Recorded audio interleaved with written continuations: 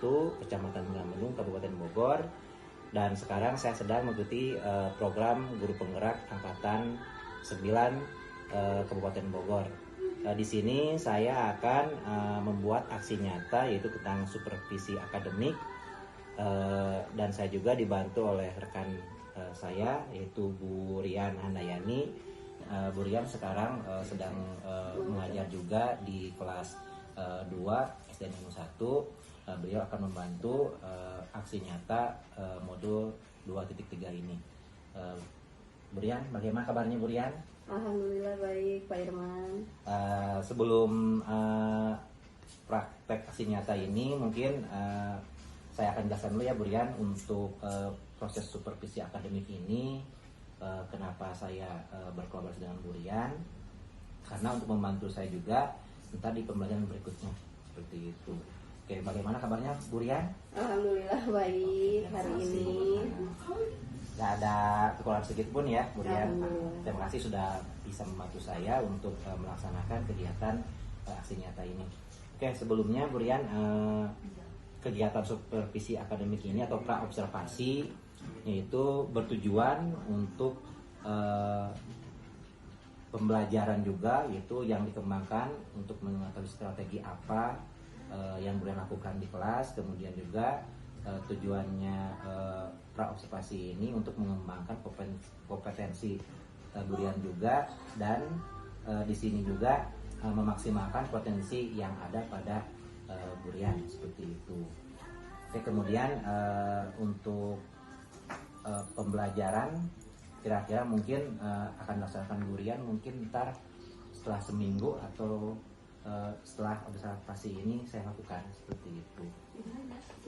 Oke Bu Rian, sebelumnya saya ada beberapa pertanyaan sebelum ntar nanti Bu Rian melaksanakan pembelajaran di kelas. Di sini juga ada beberapa pertanyaan kepada Bu Rian.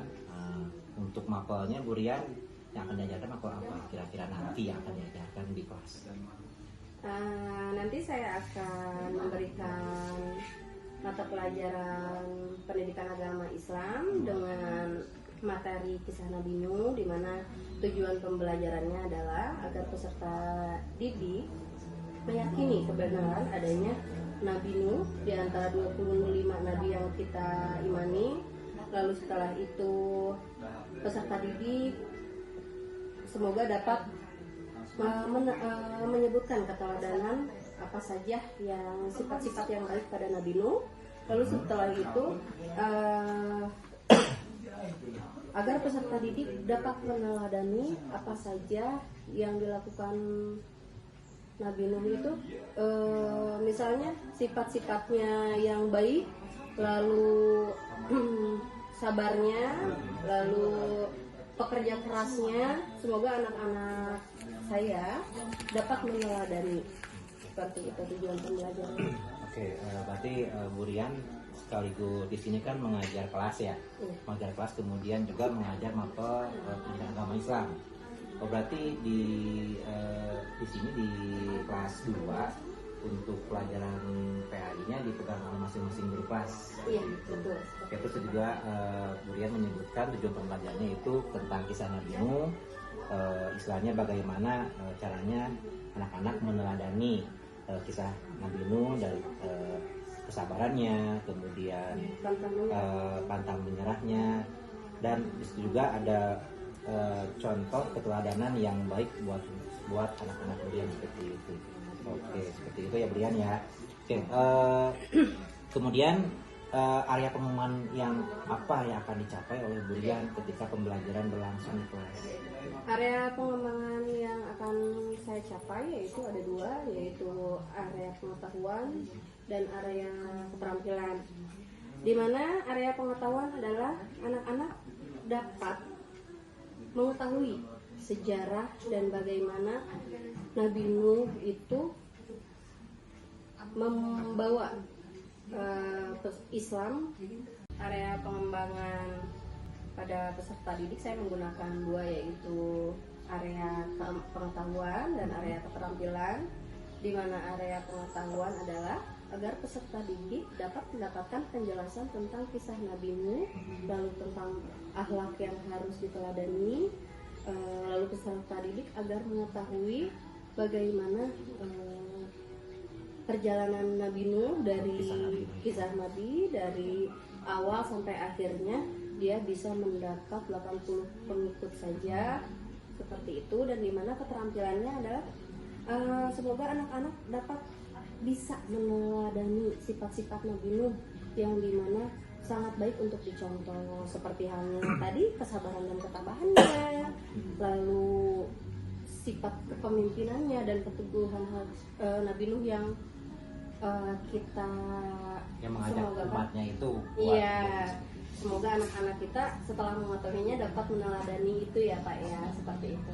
Seperti itu ya Bu Rian. Jadi kalau saya tangkap dari doa Bu Rian, jadi ada dua ya tadi disebutkan, yaitu pengetahuan, kemudian sama keterampilan ya, atau karakternya. Nah di sini kan pengetahuan, mungkin anak-anak sekarang kan nggak, istilahnya udah banyak bukan mengkonsumsi ya, ibaratnya anak-anak tersebut udah banyak memegang gadget atau istilahnya berselancar. Jadi ketika istilahnya Bu Rian melaksanakan pembelajaran seperti itu, setidaknya bisa mendorong anak untuk meneladani kisah Nabi Nuh tersebut, seperti itu kan. Jadi di kehidupan sehari-hari Bu Rian juga bisa menerapkan pelajaran tersebut di kehidupan sehari-hari. Kemudian juga anak-anak bisa mencontoh, menirukan sifat-sifat Nabi Nuh tersebut. Oke, Bu Rian, bagus. Terus oke Bu Rian, pertanyaan selanjutnya dari materi yang akan disampaikan di hari berikutnya, itu aspek kognitif apa yang akan Bu Rian gunakan ketika pembelajaran berlangsung di kelas? Untuk aspek yang saya gunakan pada pembelajaran di kelas adalah saya menggunakan aspek kognitif C1 dan C2, di mana agar peserta didik dapat memahami nilai-nilai yang terkandung pada kisah Nabi Nuh yang akan saya ceritakan nanti. Oke, berarti Bu Rian menggunakan yang C1 dan C2-nya ya. Jadi bisa memahami pengetahuan dari siswa tersebut. Oke, berikutnya di sini kemampuan apa yang dikembangkan oleh Bu Rian sendiri ketika akan mengajar tentang kelas nanti? Nah, untuk kemampuan yang akan saya kembangkan di kelas nanti yaitu adalah spiritual dan praktis itu Pak Irman, agar peserta didik dapat mencontoh dan meneladani di ranah sikapnya Nabi Nuh itu sendiri. Berarti ke spiritualnya, jadi aspek sikap ya Bu Rian ya. Jadi anak-anak bisa direalisasikan di kehidupan sehari-hari. Meneladani. Oke, terima kasih Bu Rian. Untuk selanjutnya mungkin pertanyaannya yaitu strategi apa, pembelajaran apa yang dikembangkan oleh Bu Rian ketika nanti pembelajaran berlangsung di kelas seperti itu.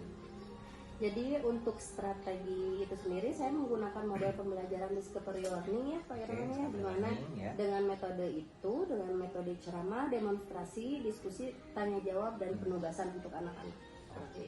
Jadi Bu Rian mencoba untuk menyampaikan ke siswa menggunakan discovery learning. Dengan perangkat apa Bu Rian disampaikannya? Apakah dengan perangkat pembelajaran seperti apa?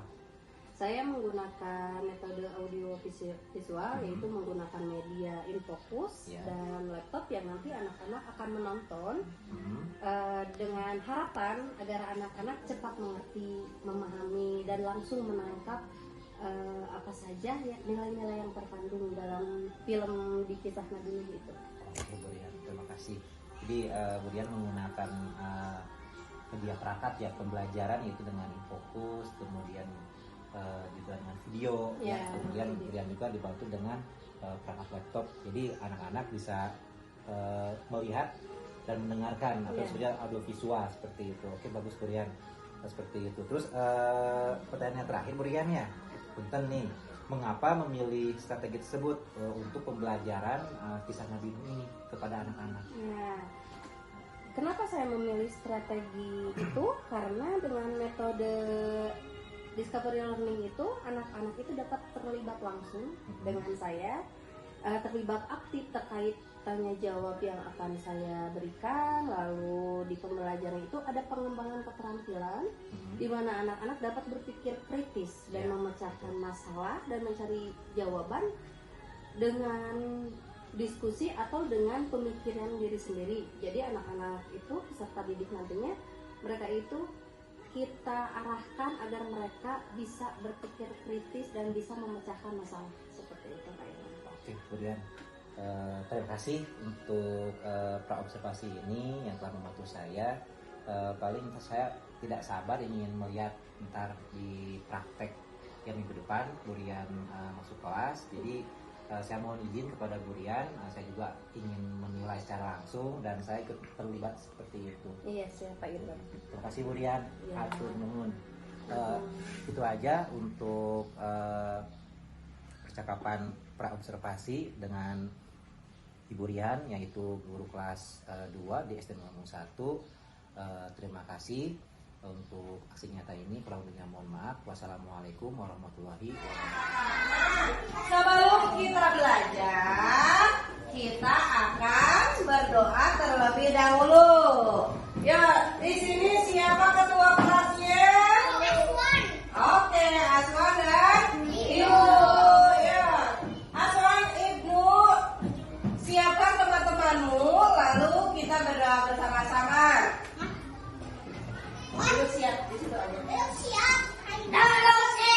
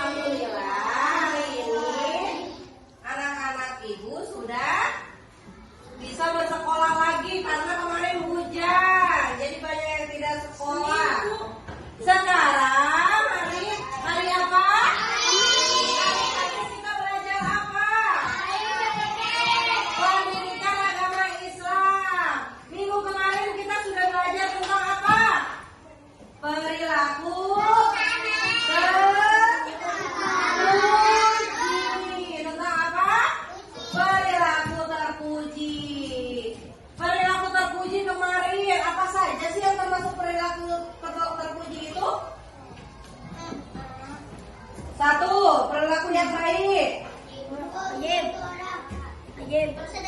Bersedekah. Terus apa lagi? Yang suka beribadah. Apa lagi? Waktu berbagi kepada orang lain. Nah, kemarin kita sudah belajar perilaku terpuji dan harus kamu lakukan di kehidupan sehari-hari. Sekarang kita akan mendengarkan cerita tentang Nabi Nuh. Pernah dengar Nabi Nuh? Pernah. Tentang apa? Nabi Nuh itu nabi keberapa? Ketiga.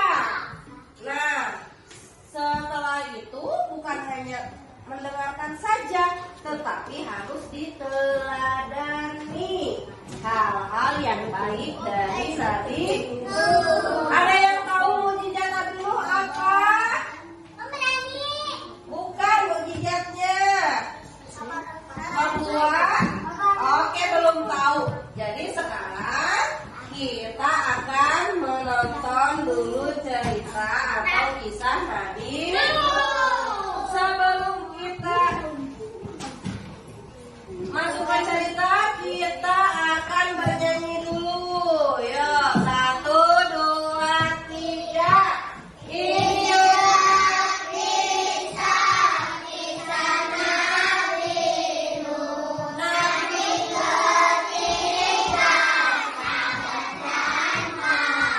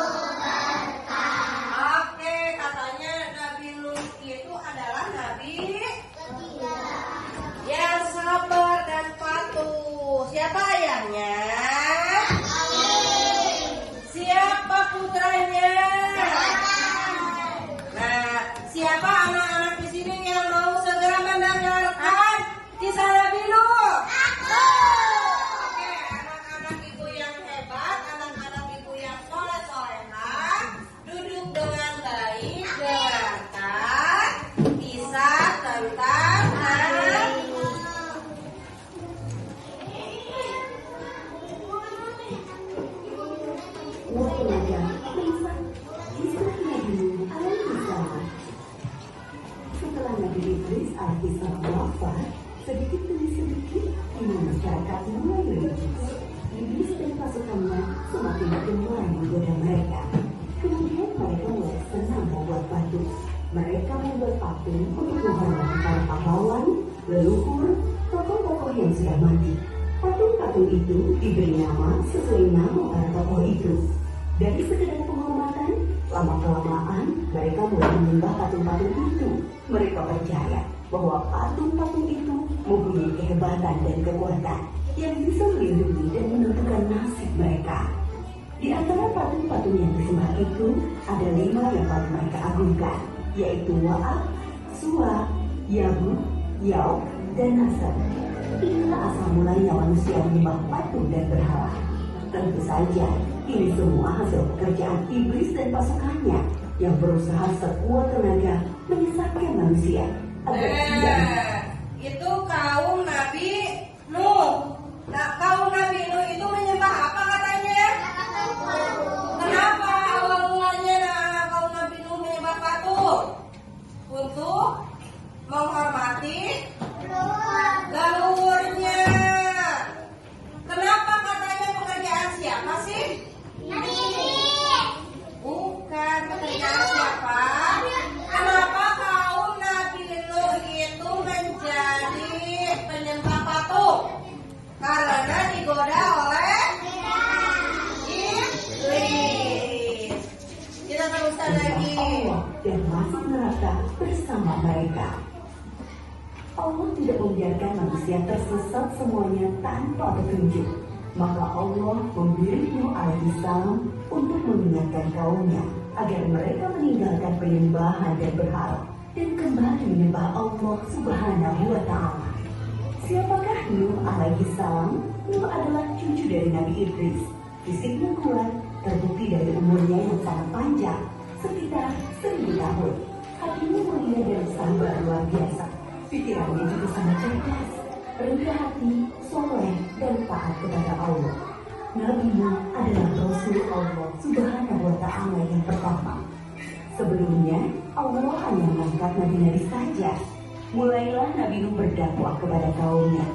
Nabi Nuh mengajak mereka untuk memohon ampun atas dosa-dosa mereka dan kembali menyembah Allah agar tidak terkena azab dari Allah.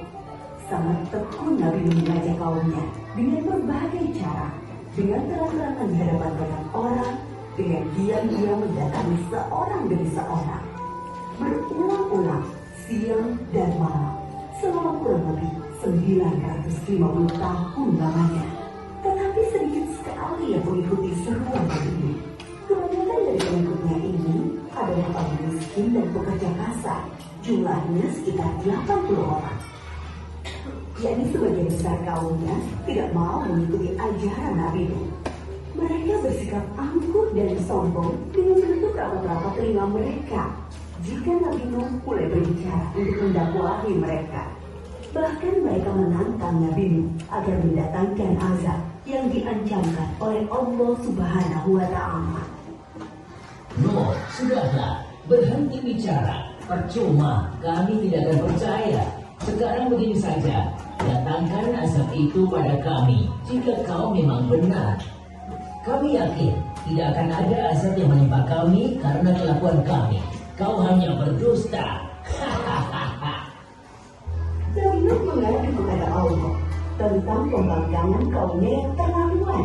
Allah berfirman bahwa memang pengikut Nabi Nuh tidak akan bertambah, hanya 80 orang itu saja. Selebihnya mereka semua tidak akan beriman karena mereka sudah sangat sesat. Setelah jelas ketetapan Allah bahwa orang-orang itu tidak akan beriman, maka Nabi Nuh memohon kepada Allah, Tuhanku, musnahkanlah seluruh orang durhaka itu dari muka bumi. Mereka hanya membuat kerusakan dan melahirkan anak-anak yang durhaka. Kemudian Allah memerintahkan Nabi Nuh untuk membuat kapal yang besar. Pada masa itu ilmu perkapalan belum berkembang dengan baik. Allah mengajarkan ilmu itu kepada Nabi Nuh. Maka Nabi Nuh bersama pengikutnya membuat kapal besar terbuat dari kayu. Kayu itu didapati dari pohon-pohon di hutan di sekitar mereka. Ejekan kaum Nabi Nuh semakin menjadi-jadi melihat pembuatan kapal itu terasa aneh bagi mereka. Apa apalagi mereka tinggal jauh dari laut. Lihatlah, Terbukti bahwa itu gila. apa itu? Bikin kapal ya? Untuk berkeliling hutan. Nabi Nuh dan pengikutnya bersabar dan tetap tekun menyelesaikan kapal itu. Akhirnya kapal besar itu selesai. Inilah kapal besar pertama yang dibuat oleh manusia. Kemudian Allah memerintahkan untuk mengumpulkan binatang-binatang sepasang-sepasang, jantan dan betina. Semua diangkut di dalam kapal bersama orang-orang beriman. Semua keluarga Nabi, termasuk yang diangkut di dalam kapal, kecuali istri dan salah satu anaknya, Kan'an. Mereka tidak mau masuk ke dalam kapal. Mereka tidak beriman dan termasuk orang durhaka. Sementara itu, langit menjadi gelap. Angin bertiup kencang, petir menggelegar, hujan turun sangat lebat, dan dalam tanah memancar air yang semakin deras. Juga dari dalam rumah-rumah penduduk dan dapur-dapur mereka. Dengan cepat, air membanjiri bumi. Makin lama makin tinggi, menenggelamkan rumah, pohon-pohon, dan tentu saja orang-orang di luar kapal Nabi Nuh. Ketika Nabi Nuh melihat sekelilingnya dari atas, tampak putranya, Kan'an, sedang menyelamatkan diri dari banjir. Karena kasih sayangnya kepada anaknya, Nabi Nuh berseru, Anakku sayang, masuklah ke dalam kapal ini. Tidak ada yang bisa selamat dari azab ini kecuali yang berada di dalam kapal. Tidak ayah, aku akan memanjat bukit yang tinggi. Pasti aku akan selamat. Tiba-tiba datang gelombang besar dan Kan'an tidak terlihat lagi. Dia termasuk yang dibinasakan. Nabi Nuh sangat sedih, tetapi beliau menerima keputusan Allah. Di dalam kapal, Nabi Nuh bertasbih, memohon ampun dan berdoa tidak henti-hentinya bersama orang-orang beriman. Setelah beberapa hari, Allah memerintahkan bumi untuk menelan banjir itu. Hujan berhenti, air pun surut masuk ke dalam tanah. Kapal pun berlabuh di daratan laut. Orang-orang beriman keluar dari kapal dengan tetap berpasti. Syukur yang tiada terkira.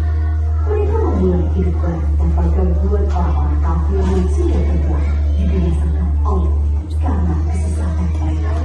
Kisah Nabi Nuh memberikan kita pelajaran bahwa durhaka kepada Allah dan tidak patuh kepada Rasul utusannya membuat manusia ditimpa azab di dunia ini maupun di akhirat.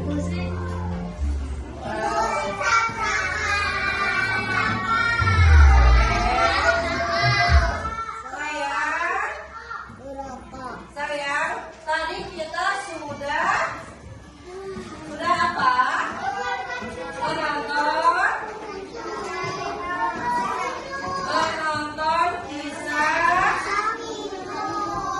Menonton kisah Nabi Nuh. Ceritanya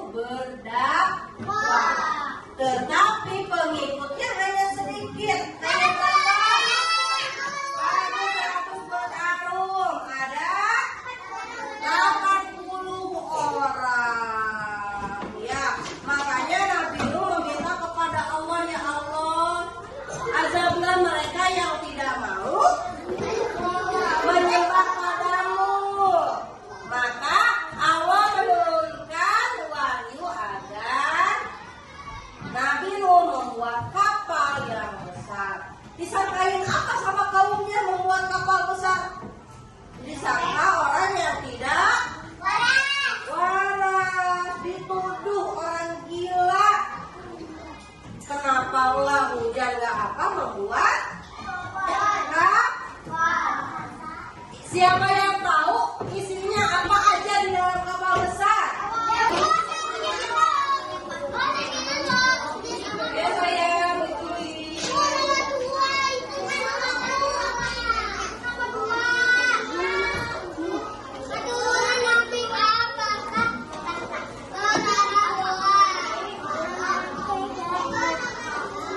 tadi nyanyiannya gimana? Ya.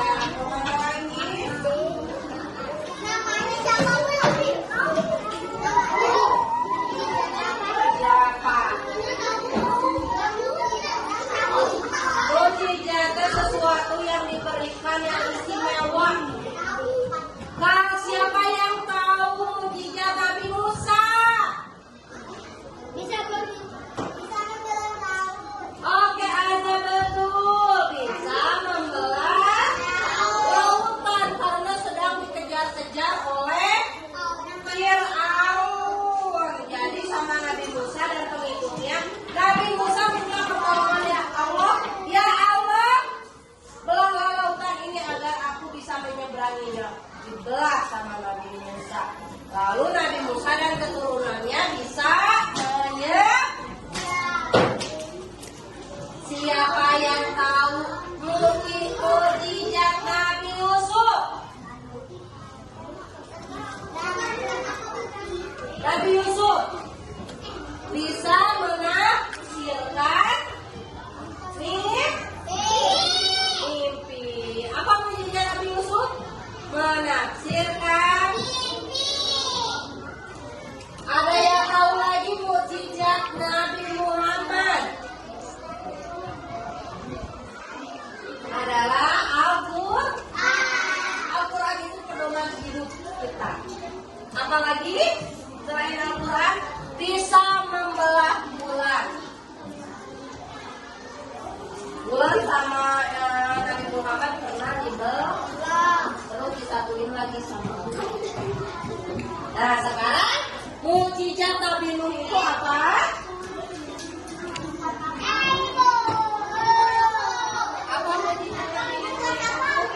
Iya betul itu. Membuat apa? Kapal yang besar. Dan bisa terhindar dari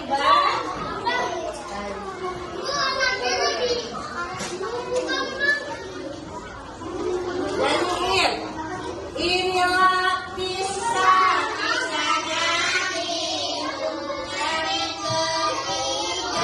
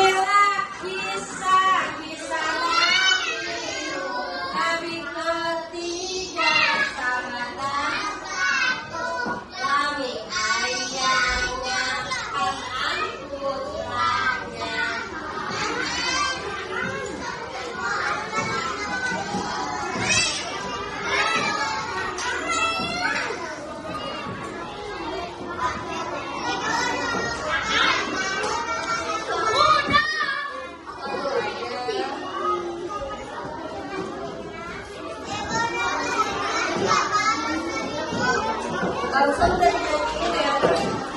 Apa?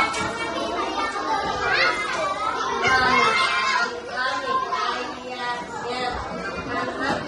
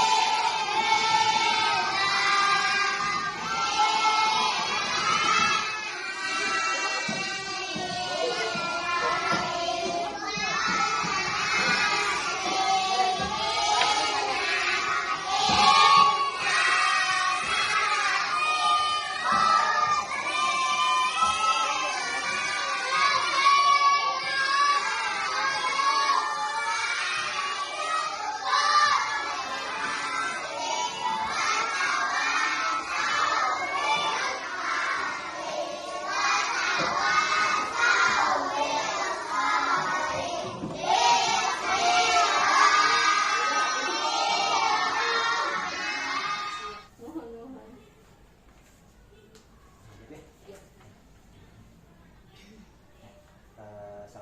warahmatullahi wabarakatuh, Bu Rian. Bagaimana kabarnya Bu Rian? Alhamdulillah baik. Oke, Bu Rian, kemarin saya sudah melihat secara langsung ke kelas Bu Rian ketika observasi, dan saya juga sebelum observasi sudah mencoba untuk percakapan observasi ya dengan Bu Rian pas awal seperti itu. Nah,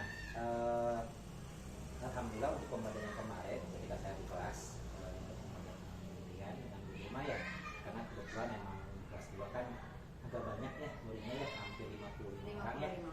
Jadi dikondisikan dengan 20 langsung sekaligus ya seperti itu. Nah, dari itu dengan pembelajaran yang kemarin tentang materinya itu masalah tentang kisah Nabi Nuh ya, oke seperti itu. Alhamdulillah udah bagus. Mungkin yang akan saya tanyakan di sini, kira-kira menurut Bu Rian, apakah pembelajaran tersebut sudah bisa mengakomodir semua siswa atau belum ya? Untuk mengakomodir ada kekurangan Pak Irman di kelas dikarenakan salah satu problemnya itu anak-anaknya ada banyak. Iya betul. Lalu di kelas 2 itu karena mereka masih tahap dasar, Ya, betul. jadi banyak juga kendala-kendala yang saya dapat. Jadi untuk pembelajaran masih ada kekurangan sekitar 20% ya. Iya, seperti itu. Untuk 80%-nya sedikit banyak saya menguasai materi. Untuk kendalanya ada beberapa anak-anak yang agak susah dikondisikan. Karena masih ada si anak-anak ya tahap dasar. Oh. Seperti kadang-kadang misalnya spontanitas tuh anak-anak kan. Iya, berbicara seenaknya biasanya. Ya, berarti situasional ya seperti itu dalam pembelajaran. Oke, kira-kira untuk pembelajaran berikutnya apakah ada kendala yang lain seperti itu Bu Rian? Kendala yang seperti itu pembelajaran depannya dari pembelajaran kemarin, apakah Bu Rian akan mencoba lagi pembelajaran yang lebih baru lagi dan misalkan menggunakan metode ataupun yang lainnya gitu. Kira-kira seperti apa? Mungkin dari pembelajaran kemarin saya akan sedikit memperbaiki lagi Pak Irman ya. Ya, betul. Yang pertama saya harus perbaiki adalah mungkin saya akan mempersiapkan lebih lagi. Oke, Karena mungkin waktu yang terbatas dan anak-anak yang sangat banyak. Jadi saya akan lebih mempersiapkan lagi dan akan mencoba mencari metode yang menarik agar anak-anak yang walaupun banyak tetap atraktif, ya, tetap interaktif ya dengan gurunya langsung ya kayak gitu, seperti itu. Pak Irman. Nah untuk ini kira-kira Bu Rian ntar untuk kedepannya mau menggunakan model seperti apa atau modelnya seperti apa tuh buat anak-anak bisa interaktif seperti itu, kira-kira pakai media pembelajaran seperti apa gitu. Mungkin kalau untuk media pembelajaran untuk metodenya saya tetap akan memakai based learning ya, karena memang itu yang paling atraktif untuk anak-anak. Tetapi mungkin saya akan menambahkan metode-metode yang lain. Penambahannya kemarin seperti adanya permainan lagi atau adanya audio visual lagi, karena dengan infokus itu infokus ya, iya betul, akan lebih menarik lagi insya Allah. Oke, terima kasih Bu Rian. Kira-kira nih dari Bu Rian pembelajaran kemarin ya saya observasi berapa persen sih Bu Rian menguasai pembelajaran tersebut tidak ketika di dalam kelas seperti itu?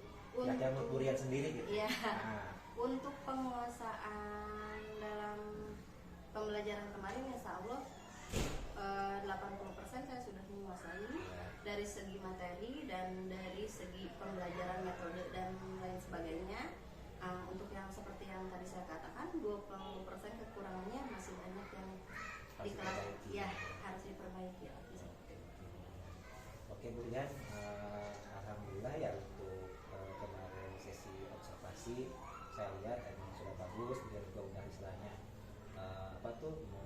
menambahkan media pembelajaran, fokus dengan sosialisasikan dengan anak-anak bernyanyi ya, pas itu menyanyikan tentang tauladan kisah Nabi juga seperti itu. Kemudian dia juga sudah ibaratnya apa ya, sudah secara interaktif tanya jawab kepada anak yang secara langsung. Kemudian ada juga anak istilahnya yang spontanitas, yang tidak terkondisikan seperti itu, karena mungkin memang usianya masih biasa ya seperti. Jadi anak-anak setidaknya ya ada yang ramai juga, ada yang diam, ada yang istilahnya interaktif dengan gurunya. Iya, betul Karena sekali. kemudian juga dibantu dengan Bu Irma Rosdiana. Iya.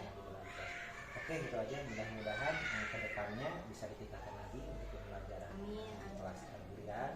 Terus kemudian beliau juga bisa menangani kekurangan yang 20% itu, ya. Jadi bisa menangani 20% tersebut dan lebih baik lagi seperti itu. Oke, itu aja Durian yang untuk partisipasi ini. Terima kasih atas waktunya. Saya tutup. Wassalamualaikum warahmatullahi wabarakatuh.